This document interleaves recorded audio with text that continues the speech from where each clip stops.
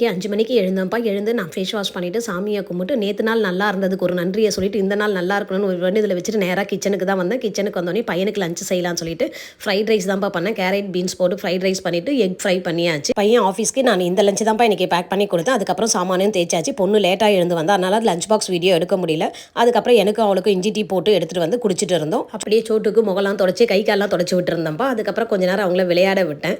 குட்டீஸ்ங்க பார்த்தீங்கன்னா, அவங்க கூட டைம் ஸ்பெண்ட் மனசுக்கு ரொம்பவே நிறைவா இருக்கும். எனக்கு அது காலையில எப்பவுமே அதை நான் பண்ணிடுவேன். அப்புறம் எவ்வளோதான் சொப்பு சாமான் அவங்களுக்கு விளையாடுறதுக்கு எல்லாம் வாங்கி கொடுத்தாலும் நான் பேப்பரில் ஒரு பால் மாதிரி உருட்டி கொடுத்தா அதில் தான் விளையாடுவாங்க. அவங்கள உள்ளே கூப்பிட்றதுக்கு பார்த்தீங்கன்னா இந்த மாதிரி அவங்க சாப்பிட்ற பிளேட்டை எடுத்து நான் தட்டினேன்னு வச்சிங்களேன், ஃபுட்டு தரேன்னு சொல்லிட்டு வேகமாக ஓடி வந்துடுவாங்க.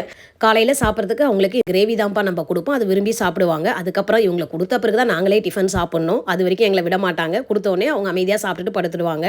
உங்கள் வீட்லேயும் இந்த மாதிரி வாழ்த்தனம் பண்ணுற குட்டீஸ் இருந்தால் எனக்கு கமெண்ட்ஸில் சொல்லுங்கப்பா. என்னுடைய மார்னிங் ரொட்டீன் இப்படி தான் போகும்.